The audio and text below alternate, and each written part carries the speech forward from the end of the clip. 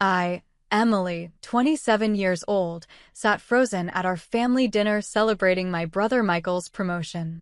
Dad suddenly stood up, raising his champagne glass, to Michael, who's successful and responsible. Unlike you, he stared directly at me. He actually makes us proud. The table fell silent. Mom looked away uncomfortably while Michael smirked. I fought back tears, humiliation burning through me. They had no idea what this moment would set in motion. Before I continue this story, let me know where you're watching from. Hit that like and subscribe button if you've ever felt invisible in your own family. Trust me, you'll want to see how I finally made them recognize exactly who I am. I drove home that night with tears streaming down my face, my knuckles white as I gripped the steering wheel. The headlights of passing cars illuminated my face in brief flashes as memories flooded back. This wasn't just about tonight. This was about a lifetime of being second best. The pattern started when I was just 8 years old. Michael was 10 then, already establishing himself as the golden child. I remember the day he broke Mom's favorite crystal vase, the one her grandmother had given her. When she discovered the shattered pieces, Michael immediately pointed at me.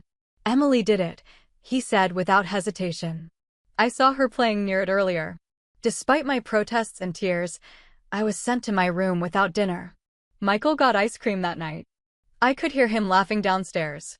That moment set the tone for our entire childhood. Michael, the golden child. Emily, the scapegoat. It didn't matter what I achieved, it was never enough. In high school, I made the honor roll every semester. My parents would nod and say, "That's nice," before turning their attention to Michael's latest baseball game. When I won a statewide art competition, my father asked why I was wasting time drawing instead of focusing on real subjects like Michael. College was where the disparity became impossible to ignore. Dad paid for every cent of Michael's education at a prestigious private university. "He's studying business," Dad would boast to anyone who would listen. "He's going to take over the world someday." Meanwhile, I cobbled together scholarships and worked 3 part-time jobs to put myself through state school for graphic design. Every time I called home exhausted from balancing work and studies, Mom would say, "That's just how life is, Emily. We all have to work hard." All while Michael partied his way through college on Dad's dime. My graduation day should have been special. I was the first person in our family to graduate with honors. But my parents missed the ceremony because Michael had a baseball tournament. "It's a really important game, Emily," Mom had explained over the phone. "You understand, right?" I sat alone at my graduation dinner that night, surrounded by my friends and their proud families. When I landed my first job at a marketing firm, Dad referred to my career as drawing pictures for a living. When Michael got his first job at a finance company through Dad's golf buddy, they threw him a party. "That's my boy," Dad said, slapping him on the back. Following in my footsteps. The COVID pandemic revealed even more about our family dynamics. I was the one who dropped off groceries for my parents every week, who set up their Zoom accounts so they could stay connected, who walked them through getting their vaccines. Michael was too busy with his own life to help. Yet somehow, in family conversations, he was praised for checking in with a text message once a week. When Mom needed surgery last year, guess who took 2 weeks off work to care for her? Not Michael. He sent flowers and called it a day. I cooked, cleaned, administered medication, and drove her to follow-up appointments. Dad thanked me, but in the same breath mentioned how Michael would have helped if he wasn't so busy closing that big deal. The final straw came when I discovered my parents had loaned Michael $50,000 for a down payment on his house. I found out by accident when Mom mentioned it in passing, as if it was common knowledge. When I asked if I could expect similar help when I was ready to buy a home, Dad scoffed. "Emily, you need to learn to stand on your own 2 feet. We can't bail you out forever." Stand on my own 2 feet? I'd been doing exactly that since I was 18. All this while I was struggling to make rent on my apartment, but still finding time to help Mrs. Rodriguez, my elderly neighbor, with her groceries and medication. I drove her to church every Sunday and made sure her cat had food when she visited her sister. Basic human decency in my book. But according to my family's standards, I was somehow the irresponsible one. I had been recommended for a promotion at work the week before that fateful dinner. After years of dedication, late nights, and exceptional client feedback, my boss Lisa had called me into her office. "Emily, we want you to lead the new digital marketing division," she'd said. "You've earned this." I was ecstatic. Finally, something to show my family that I was successful in my own right. That dinner was supposed to be my moment to share my good news. Instead, it became yet another celebration of Michael, with a side of Emily isn't good enough. As I pulled into my apartment complex that night after the dinner, I sat in my car for a long moment, engine off, streetlight casting shadows across my face. A clarity washed over me like never before. No matter what I did, no matter how hard I worked or how much I achieved, they would never see my value. In their eyes, I would always be less than Michael. I was done trying to earn love that should have been unconditional. Something shifted in me that night.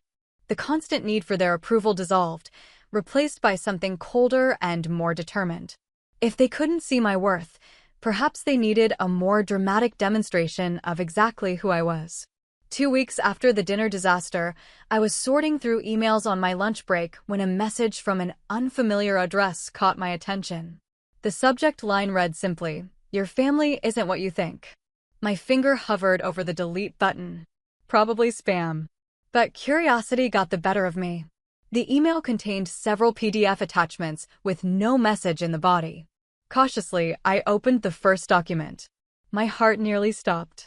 It was a financial statement from my father's company, Madison and Burke Financial Consultants, where he'd worked as a senior financial advisor for over 20 years. But the statement had unusual transfers highlighted, large sums of money being moved to an entity called Pinnacle Ventures LLC. I opened the second attachment. It was the registration documents for Pinnacle Ventures LLC. The CEO was listed as Michael Anderson, my brother. According to the paperwork, Pinnacle was a business consulting firm established 3 years ago. My father was listed as the company secretary. The third document was the most damning, internal emails between my father and the accounting department at Madison and Burke, showing he had been systematically misdirecting company funds to Pinnacle Ventures under the guise of consultant fees for services that were never rendered. My father was embezzling from his company, and he was using Michael to do it. At first, I couldn't believe it. There had to be some explanation. My father was stern and played favorites, but he wasn't a criminal, was he? I needed to verify this information before jumping to conclusions.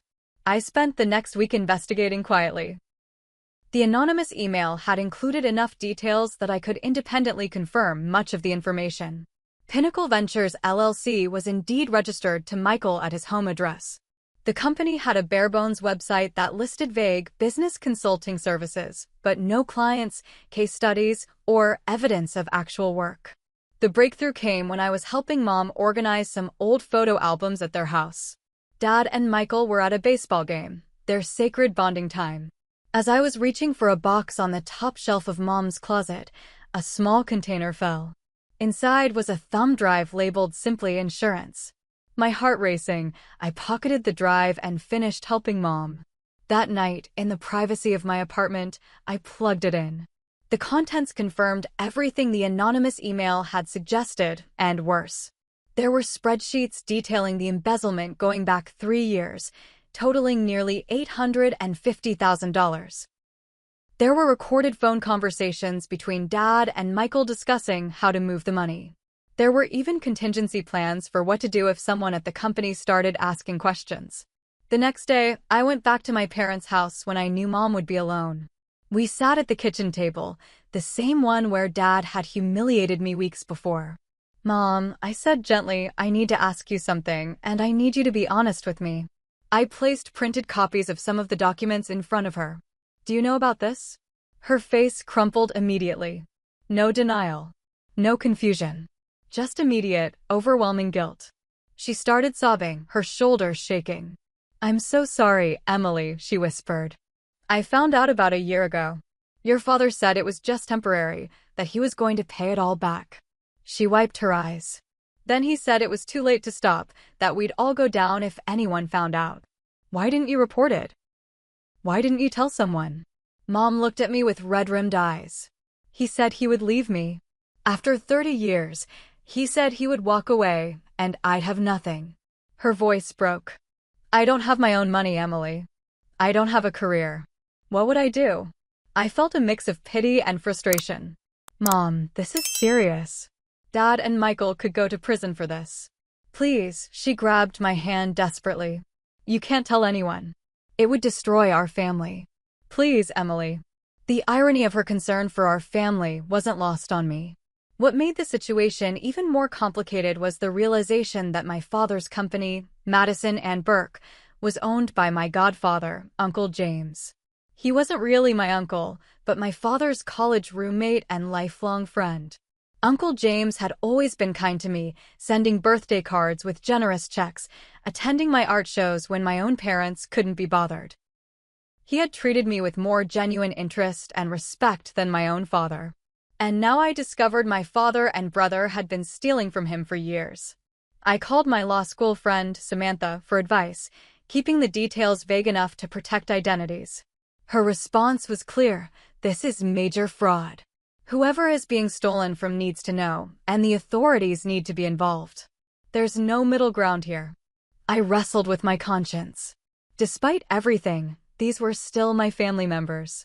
But they had committed serious crimes, and my godfather was the victim.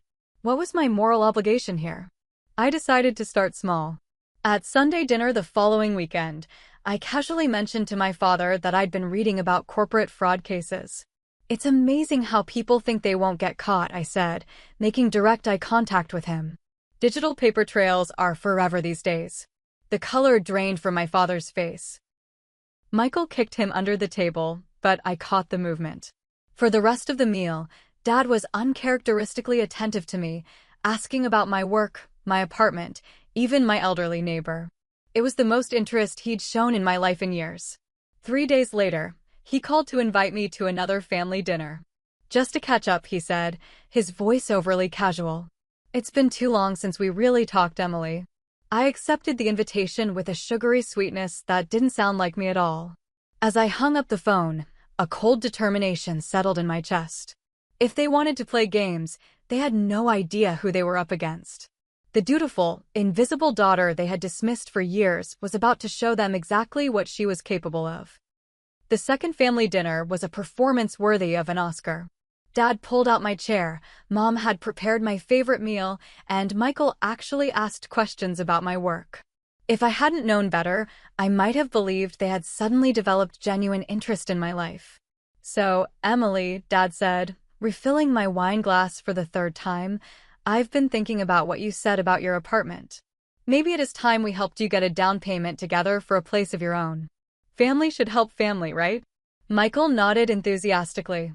Absolutely. In fact, I know a great realtor who could help you find something in my neighborhood. I smiled and thanked them, all while noting how Michael's left eye twitched, his tailwind lying since childhood. They were love-bombing me and doing a terrible job of it. After dinner, I excused myself to use the bathroom. As I passed Dad's study, I heard urgent whispers.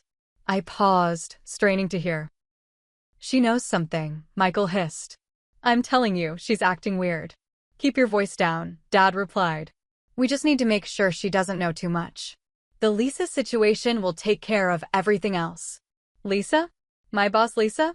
I quietly slipped my phone from my pocket, activated the voice recorder, and placed it on the decorative table outside the study door before loudly walking back toward the dining room. Then I returned to the bathroom, flushing the toilet and running the water for authenticity. 20 minutes later, after dessert and coffee, I made another bathroom trip and retrieved my phone. I didn't listen to the recording until I was safely back in my apartment. What I heard turned my blood to ice. Dad and Michael weren't just worried about me discovering their embezzlement. They had a plan to frame my boss, Lisa, for the crime. They had already planted forged documents on her computer and were planning to anonymously tip off Uncle James about accounting irregularities that would lead straight to Lisa. Lisa, who had mentored me for 4 years.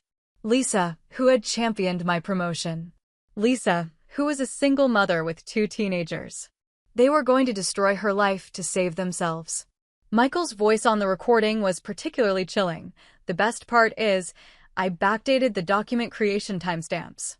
Even their IT forensics won't be able to prove she didn't create them herself. I told you that computer science minor would come in handy someday. They laughed. They actually laughed about ruining an innocent woman's life. Over the next week, I dug deeper. While helping Mom with laundry, I accidentally found her diary hidden in her dresser drawer. The entries painted a disturbing picture of my parents' marriage. Dad had been emotionally abusing Mom for years, controlling all their finances, isolating her from friends who asked too many questions, and threatening to leave her destitute if she ever crossed him. One entry from 6 months ago read, "Robert was so angry about the questions from accounting today. He threw his phone at the wall and told me if I ever mentioned his business arrangements with Michael again, I'd regret it. I'm so afraid of what will happen when this all comes crashing down." I needed to approach Uncle James, but carefully. I called him and asked if we could meet for coffee to discuss some career advice. He agreed enthusiastically. At the coffee shop, I kept the conversation general at first, asking about industry trends and career development. Then I carefully steered toward company operations. "How do you manage to keep track of everything in such a large firm?" I asked innocently. Uncle James sighed. "To be honest, Emily, it's been challenging lately. We've had some accounting discrepancies that I can't quite get to the bottom of. Your father's department, actually." He looked troubled.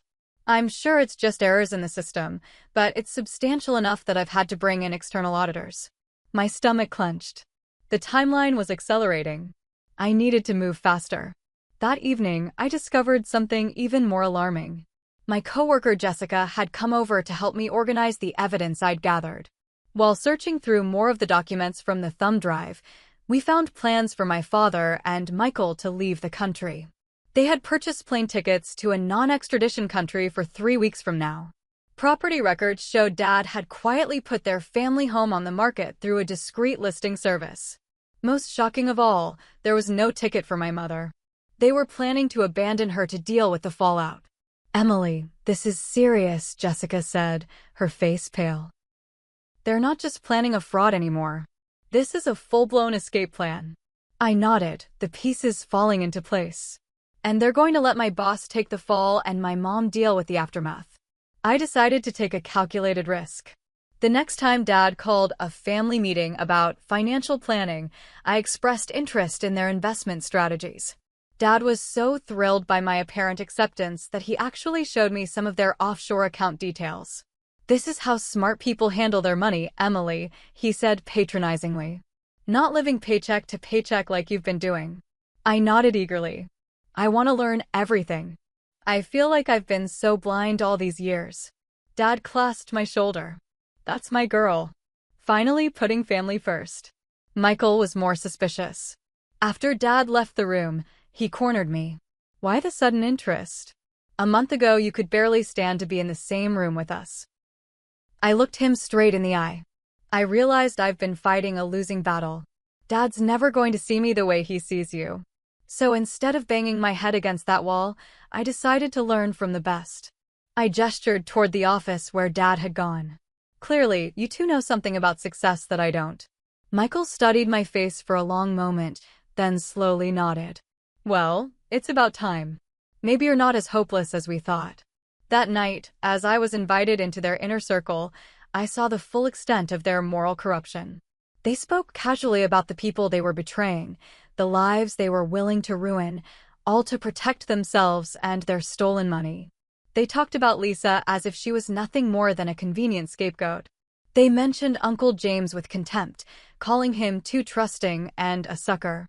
And they never once mentioned what would happen to Mom. As I drove home that night, I no longer felt any conflict about what I had to do. This wasn't just about years of favoritism or emotional abuse anymore. This was about stopping genuinely dangerous people who happened to share my DNA. The next morning, I texted Uncle James. "Need to speak with you privately. Very important. Not at your office or my parents' house." We met at a small coffee shop across town, one my father would never visit. Uncle James arrived looking concerned. "Emily, is everything all right? You seemed very serious on the phone." I took a deep breath. Uncle James, before I say anything else, I need to know something. If you discovered someone close to you had betrayed your trust in a serious way, how would you handle it? He looked startled by the question, but considered it carefully. I believe in confronting problems directly. But I also believe in compassion. Why do you ask? I studied his face. The kindness in his eyes had always been genuine. I took a calculated risk and pulled out a folder with some of the less damning evidence. I've discovered something troubling. These are financial records from Madison and Burke. I think you should look at them. As Uncle James reviewed the documents, his expression shifted from confusion to disbelief to profound hurt. These are showing systematic fund transfers to Pinnacle Ventures. He looked up sharply. That's Michael's company, isn't it? I nodded. There's more. Much more. But I wanted to show you enough to prove I'm serious without overwhelming you. Uncle James sat back, his face ashen. Your father has been with me for 25 years. I was best man at his wedding. I'm your godfather. His voice cracked slightly. And he's been stealing from the company? With Michael. I'm so sorry, I said sincerely. I know this is a shock. He straightened his shoulders. Thank you for bringing this to me, Emily. This must have been incredibly difficult for you. He reached across the table and squeezed my hand. I need to see everything you have. I revealed that I had been building a case file. There's something else you should know. They're planning to frame my boss Lisa for the embezzlement. And they're planning to leave the country in 3 weeks. Uncle James's expression hardened. Not if I have anything to say about it. He shared that he'd been about to promote my father to CFO, which would have given him even more access to company funds. The level of betrayal here. He shook his head. Emily, we need to move carefully. If they realize we're investigating, they might accelerate their plans. Our conversation was interrupted by an urgent text from Lisa. Need to see you immediately. My office. Private matter. When I arrived at Lisa's office, she closed the door behind me, her expression grave. Emily, the IT department found something strange on my computer. Financial documents I never created, showing transfers I never authorized. She lowered her voice. They're saying it looks like embezzlement.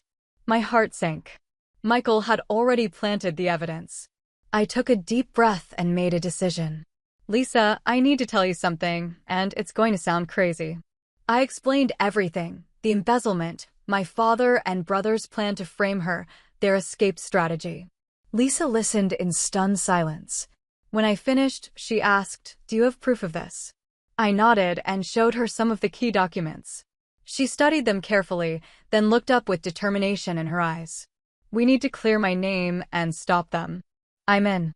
With Lisa's help, I gained authorized access to the company systems to gather more evidence of the timeline and methods used in the fraud.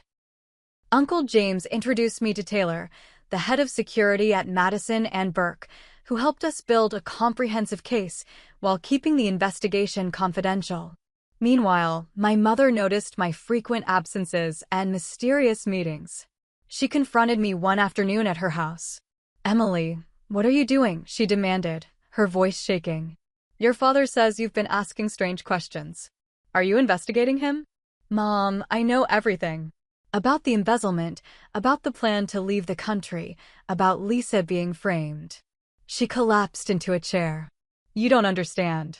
Your father will be furious. Mom, he's planning to leave you behind. When everything falls apart, you'll be the one left to face the consequences. Her face went pale. Slowly, she rolled up her sleeve to reveal a pattern of bruises on her arm. It's gotten worse since he started worrying about being caught.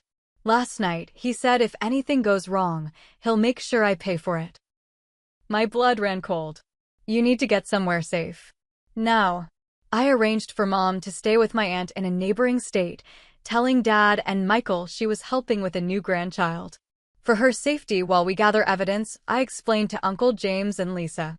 Michael noticed Mom's absence and confronted me after a family dinner. He cornered me in the kitchen, his voice low and threatening. What game are you playing, Emily? Where's Mom really? She's exactly where I said she is, I replied calmly. With Aunt Susan. Michael moved closer, towering over me. If you're messing with family business, you're going to regret it. Dad and I have built something here, and nobody's going to tear it down. Especially not his disappointment of a daughter. In that moment, I saw Michael clearly. He wasn't just Dad's puppet, he was the architect of much of this plan. In some ways, he was more calculating than our father. Through further investigation, I discovered Michael had hidden offshore accounts our father didn't know about. He'd been skimming from the embezzled funds, stealing from the thief who raised him. The apple hadn't fallen far from the tree, but it had rolled a little further downhill. With Taylor's help, I installed tracking software on both Dad's and Michael's phones. I continued attending their planning meetings, taking notes, and recording conversations when possible. With each passing day, they grew more stressed and paranoid, snapping at each other over small details. An unexpected ally emerged in Michael's fiancée, Rebecca. She came to my apartment one evening, eyes red from crying. "I found something on Michael's computer," she said. "Messages to women in Costa Rica. He's planning a life there without me." Rebecca provided access to Michael's personal email, revealing arrangements for a villa in his name only, not our father's. "He's going to betray everyone," she said bitterly. "That's who he really is." With evidence from all these sources, Taylor helped me build a comprehensive case file documenting every aspect of the fraud, the framing attempt, and the escape plan. After reviewing everything, he confirmed we had more than enough for criminal charges. "The question now," Taylor said, "is how far you want to take this." I was contemplating this very question when I made a chilling discovery.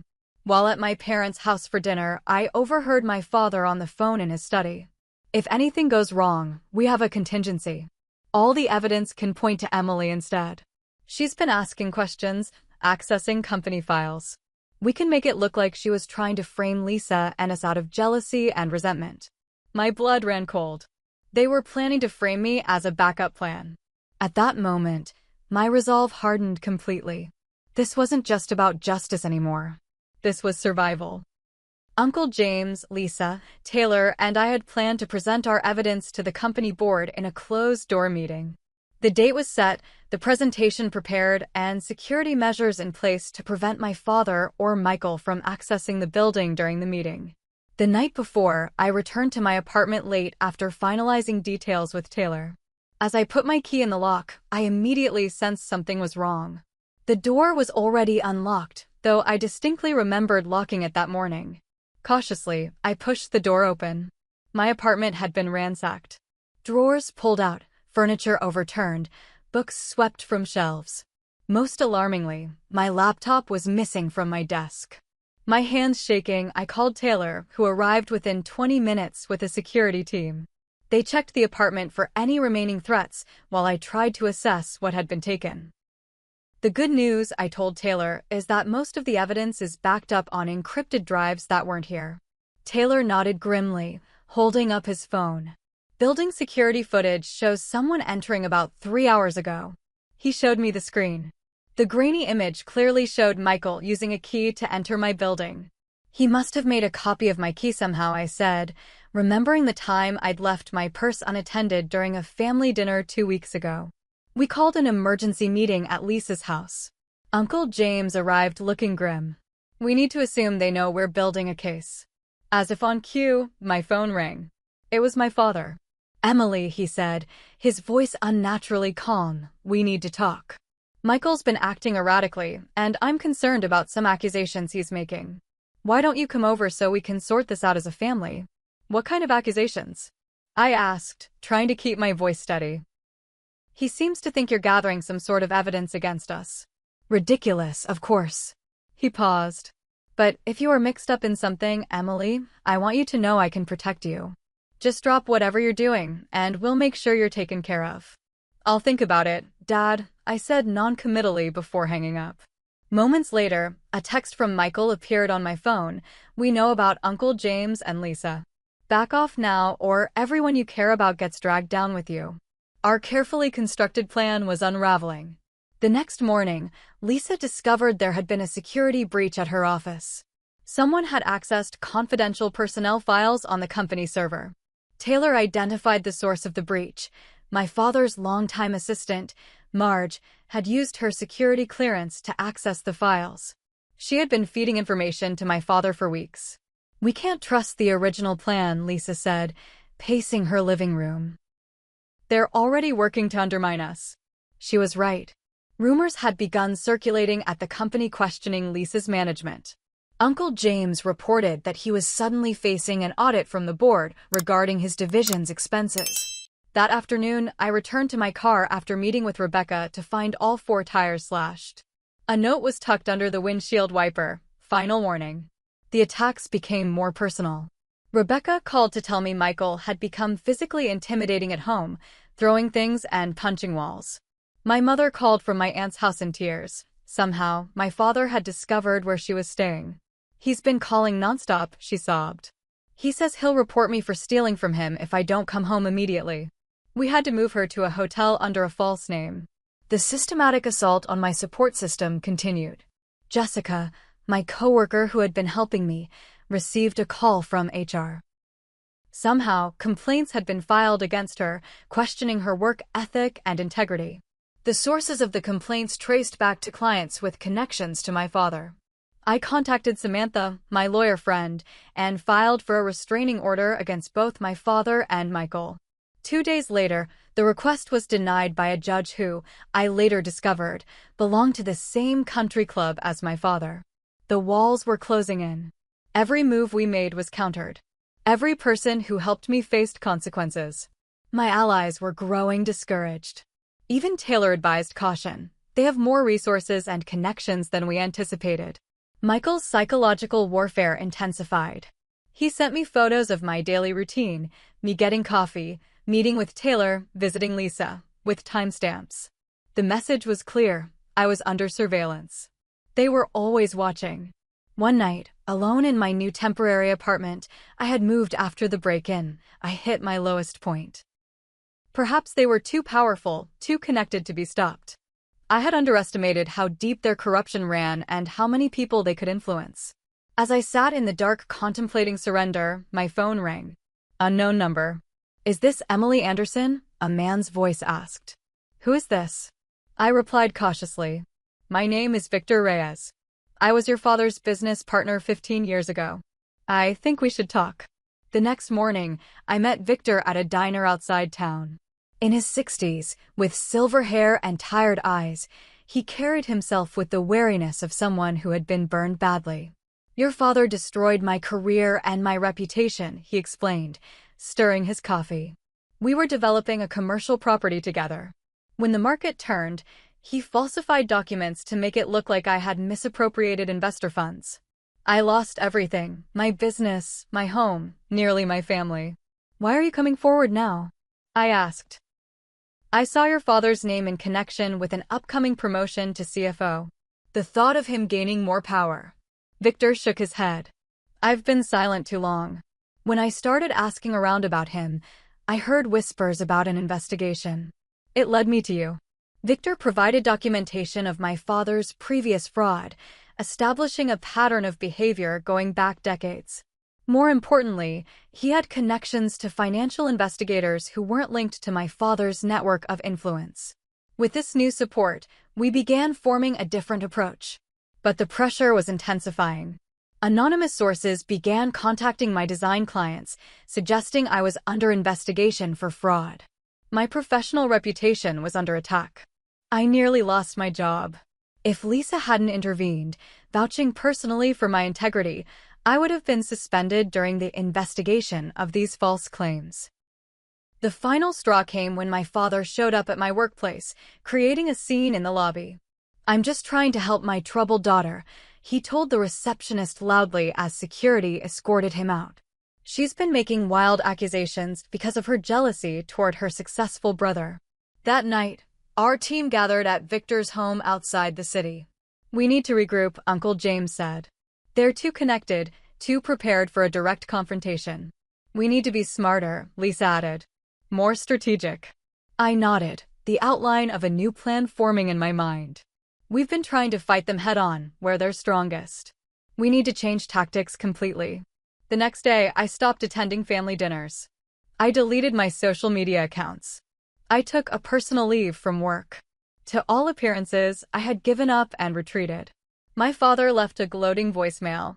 I'm glad you finally came to your senses, Emily. Family conflicts can be so destructive. Let's talk when you're feeling better. Little did he know, my apparent surrender was actually a strategic retreat. I had underestimated how far they would go to protect their secrets, but they had underestimated me too. They thought I was broken. In reality, I was just getting started. 3 months passed with no visible action for me. To my father and Michael, it appeared I had accepted defeat. In reality, I was working harder than ever, just completely off their radar. Operating from a secure location, a small house Victor owned in a neighboring county, I assembled a new team with no previous connections to my family. With the help of a forensic accountant Victor introduced me to, we traced every financial transaction my father and Michael had made over the past 5 years. The picture that emerged was more damning than even I had imagined. The embezzlement from Uncle James's company was just the tip of the iceberg. They had been running similar schemes with other business associates, creating a complex web of fraudulent companies and transactions. Instead of confronting them directly, I created an anonymous whistleblower account and began methodically contacting their business associates with strategic pieces of information. I never revealed the full scope of what I knew, just enough to plant seeds of doubt about specific transactions. Within weeks, Michael's investors started pulling funding from his ventures. Due diligence concerns, they cited. Business associates began requiring additional verification for transactions with my father. The pressure built slowly, invisibly. Uncle James announced an internal investigation at Madison and Burke, citing accounting irregularities. My father was placed on administrative leave, a humiliating development that he couldn't fight without raising more suspicion. The next phase involved the media. I had carefully documented everything and organized it into clear, irrefutable evidence packages. Through Victor's connections, I sent these packages simultaneously to 3 different journalists known for their investigative reporting on financial crimes. The stories broke on the same day across different publications. Madison and Burke Executive Under Investigation read one headline. Father-son financial scheme exposed, declared another. None mentioned me by name or as a source. My father and Michael couldn't identify the source of the leaks or counter them effectively because the information was coming from too many directions at once. Each time they addressed one allegation, 3 more would appear from different angles. Uncle James publicly distanced the company from my father, announcing a full audit and cooperation with authorities. This wasn't just for show. I had provided him with enough evidence to take legitimate action without revealing my involvement. With the public exposure growing, I took the final step and sent a comprehensive evidence package to the FBI's Financial Crimes Division. By this point, the case was too public and too well documented for anyone to block it through personal connections. 2 days later, federal agents prevented my father and Michael from boarding a flight to Costa Rica. The news coverage showed them being escorted through the airport in handcuffs, their faces finally showing the fear and desperation they had caused in others. I watched the coverage from Victor's house, feeling not triumph but a complex mix of sadness, relief, and resolve. This wasn't about revenge. It was about justice, about protecting innocent people like Lisa, Uncle James, and my mother from further harm. Speaking of my mother, she filed for divorce the following week, with my financial and emotional support. The divorce filing included evidence of my father's emotional and physical abuse, ensuring she would be protected from him even if he somehow avoided jail time for the fraud. Rebecca came forward with her own testimony about Michael's involvement, detailing conversations she had overheard and documents she had seen. With her cooperation, prosecutors built an even stronger case. Former business associates, employees, and victims began emerging from the shadows, each with their own story of how my father and brother had manipulated, threatened, or defrauded them. The facade of respectability they had maintained for so long crumbled completely. My father, desperate and cornered, attempted to contact me through his lawyer. He wants to negotiate, the lawyer explained during a phone call. He believes you might have influence with some of the witnesses. There's nothing to negotiate, I replied calmly. The truth is finally coming out. That's all I wanted. Michael, true to form, offered to testify against my father in exchange for reduced charges. When my father learned of this final betrayal from his golden child, something in him broke. He became uncooperative even with his own defense team, ranting about ingratitude and betrayal. Throughout this period, I remained in the background, guiding events through proxies and documentation rather than direct confrontation.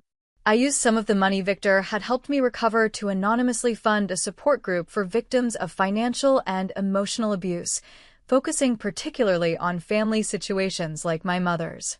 Mom began therapy, slowly rebuilding her sense of self after decades of manipulation. Our relationship, damaged by years of her enabling my father's behavior, began a careful healing process. We met weekly for coffee, talking through painful memories and beginning to forge a new, healthier connection. I was so afraid for so long, she told me during one of these meetings. I convinced myself that accepting his behavior was protecting you kids somehow. I was wrong, and I'm so sorry, Emily. 3 months after their arrest, an FBI agent contacted me directly. We need your official testimony to complete our case, she explained. You've provided excellent documentation, but a jury needs to hear from you directly. This meant stepping out of the shadows, publicly acknowledging my role in exposing their crimes. It meant facing my father and Michael in court, enduring their hatred and possible retribution from their remaining allies. I arranged to meet my mother at a neutral location, a park halfway between our homes. We sat on a bench overlooking a small lake, the autumn leaves creating a tapestry of color around us. The FBI wants me to testify, I told her. She took my hand, her fingers thin but stronger than they had been months ago. Are you going to do it? I think I have to. For Uncle James, for Lisa, for all the others they hurt. I paused. For you. For me. She nodded slowly. I'll be there with you. Every day of the trial. She squeezed my hand. I was blind for too long, Emily. I won't look away again. In the days leading up to the trial, I prepared with the prosecutors, reviewing evidence and practicing my testimony. The fear was still there. These men had been willing to destroy lives to protect themselves, but something stronger had taken root in me. A determination to see this through, to stand in my truth regardless of the cost. The night before I was scheduled to testify, I stood in front of my mirror, looking at my reflection. I no longer saw the insecure, approval-seeking daughter who had sat at that family dinner nearly a year ago. I saw someone stronger, clearer, unafraid to speak truth to power, even when that power wore my father's face. The time for hiding was over. Now was the time for truth. The first night in my new apartment, a sun-filled one-bedroom in Brooklyn with a separate studio space for my design work, I sat surrounded by unpacked boxes, feeling simultaneously exhausted and exhilarated. After months of living in Natalie's spare room during the divorce proceedings, I finally had a space that was entirely mine. The settlement had provided financial stability without extravagance. After selling the Manhattan apartment and dividing the recovered assets, I had enough to purchase this modest place outright and invest in expanding my design business. Jordan's attempts to hide funds had ironically resulted in my achieving greater financial independence than I might have otherwise negotiated. That first weekend, Natalie helped me paint the living room walls a vibrant teal, a color Jordan would have dismissed as impractical and attention-seeking. We ordered takeout, drank wine from coffee mugs since I hadn't yet unpacked glasses, and laughed until our sides ached. To new beginnings, Natalie toasted, raising her mug. And to the return of the Sophia I've missed for years. The physical space transformation paralleled my internal journey. With each deliberate choice, furniture that reflected my aesthetic rather than Jordan's preferred minimalism, art that inspired rather than impressed, kitchen equipment that supported my rediscovered love of cooking, I reclaimed pieces of identity I'd gradually surrendered during the marriage. My therapist, Dr. Lin, helped navigate the emotional landscape of recovery. During our weekly sessions, we unpacked the patterns that had allowed Jordan's controlling behavior to escalate so gradually I hadn't recognized it. The metaphor of boiling a frog applies to emotional manipulation, she explained during one particularly insightful session. If changes happen slowly enough, We adapt without realizing the danger until we're already cooked.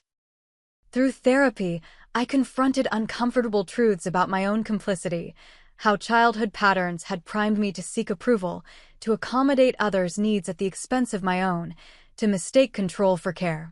Recognizing these patterns doesn't mean blaming yourself, Dr. Lin emphasized. It means identifying vulnerabilities so they can't be exploited again. I also joined a support group for people recovering from controlling relationships. The validation of hearing similar experiences from diverse individuals, successful professionals, creative personalities, people of all backgrounds, helped dissolve the shame that had kept me isolated. I thought I was too smart, too independent to be manipulated, shared Marcus, a corporate attorney whose husband had systematically undermined his confidence for years. But emotional manipulation doesn't discriminate based on intelligence or success. Professionally, I channeled recovery energy into reimagining my design business. The studio space I'd leased became Signature Design, a name celebrating both my professional identity and the pivotal role my signature had played in reclaiming my life. I specialized in helping small businesses and entrepreneurs develop authentic visual identities, finding fulfillment in supporting others' dreams rather than just serving corporate clients. Within 6 months, I'd hired 2 part-time assistants and established a client waitlist. The divorce fallout had unexpected professional benefits. Several women from Jordan's firm discreetly sought my services after witnessing how I'd handled the divorce party confrontation. One executive confided, "Anyone who maintains that level of composure while exposing fraud is someone I want designing my brand." Old passions re-entered my life gradually. I resumed weekend hiking trips, first with Natalie, then with a local outdoors group where I formed new friendships. I enrolled in a painting workshop, rediscovering the joy of creating art without commercial purpose. I took cooking classes specializing in Italian cuisine, something I'd always wanted to explore, but Jordan had dismissed as unnecessary since we can just order in. My relationship with my parents deepened through regular video calls and seasonal visits. Mom and Dad came for Thanksgiving, bringing albums containing photos from my childhood and early adulthood, visual reminders of the confident, creative person I'd been before Jordan's influence. "Remember this?" Dad asked, pointing to a college photo of me accepting a design award, beaming with pride. "That's who you've always been, not who he tried to make you." The process wasn't linear. Some days brought crushing grief over wasted years and betrayed trust. Other days, residual fear surfaced. Had I made financial mistakes? Was I truly capable of independent success? Was I foolish to trust again? Dr. Lin assured me these doubts were normal aftershocks of prolonged emotional manipulation. "Healing isn't about never feeling pain or fear," she explained. "It's about recognizing these emotions without letting them dictate your choices." 1 year after the divorce finalized, I received a letter from Jordan, his first direct communication since court proceedings concluded. His firm had ultimately terminated his employment following their investigation. He'd relocated to Chicago, started at a smaller company, and claimed to be reflecting on past mistakes. The letter contained what superficially resembled an apology. "I realize now my actions hurt you, and I wasn't my best self in our relationship." But careful reading revealed persistent deflection, pressures you couldn't understand, and communication failures on both sides.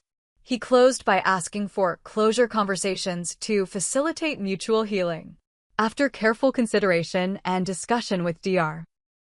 Lin, I chose not to respond. Jordan's letter sought absolution without demonstrating genuine understanding of the harm caused. My healing didn't require his participation or approval.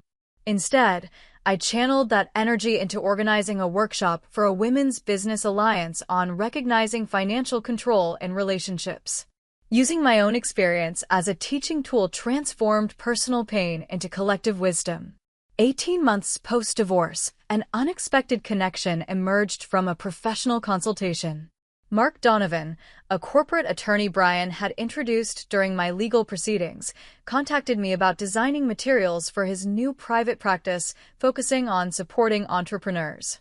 Our initial coffee meeting extended 3 hours as conversation flowed beyond professional parameters into shared interests in architecture, jazz, and community advocacy.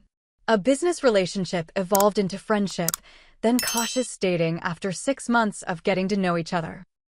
Unlike the whirlwind romance with Jordan, my relationship with Mark developed deliberately, with clear communication and mutual respect for independence. When anxieties from past experiences surfaced, I addressed them directly rather than suppressing concerns. I need financial transparency, I told Mark during a conversation about potential vacation plans. Separate accounts are fine, but hidden finances are an absolute deal-breaker for me. Instead of defensiveness, Mark responded with understanding. Given your experience, that makes complete sense. What would make you feel most comfortable moving forward? This pattern repeated across various domains, expressing needs, being heard, finding solutions together rather than capitulating to maintain peace. The relationship felt like partnership rather than performance, collaboration rather than compliance. 2 years after the divorce party, I hosted my own gathering at Signature Design Studio, celebrating the company's expansion and my personal milestone of complete emotional and financial independence. Surrounded by new friends, supportive family, and valued clients, I offered a toast. 2 years ago, I was about to face the most painful public humiliation imaginable, I acknowledged openly. What I didn't know then was that hitting rock bottom would reveal foundations I couldn't see before, resilience, courage, and an identity that couldn't actually be erased by someone else's manipulation. I raised my glass to signatures, the marks we make that define who we truly are.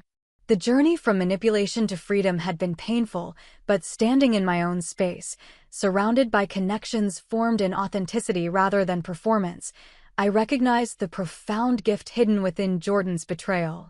By attempting to erase me completely, he had inadvertently forced me to reclaim myself entirely. My signature, with its distinctive flourish representing endless creativity, now appeared not just on legal documents and design contracts, but metaphorically across every aspect of my reclaimed life. Each day represented another opportunity to sign my name to authentic choices, relationships, and a future designed by my own hand. Have you ever had a moment when something that seemed like your greatest defeat actually became your path to freedom? I'd love to hear your stories in the comments below. And if this story resonated with you, please hit that like button, subscribe to hear more journeys of resilience, and share with someone who might need to be reminded of their own signature strength. Thank you for witnessing my story, and remember, sometimes what seems like an ending is actually the first page of a much better chapter.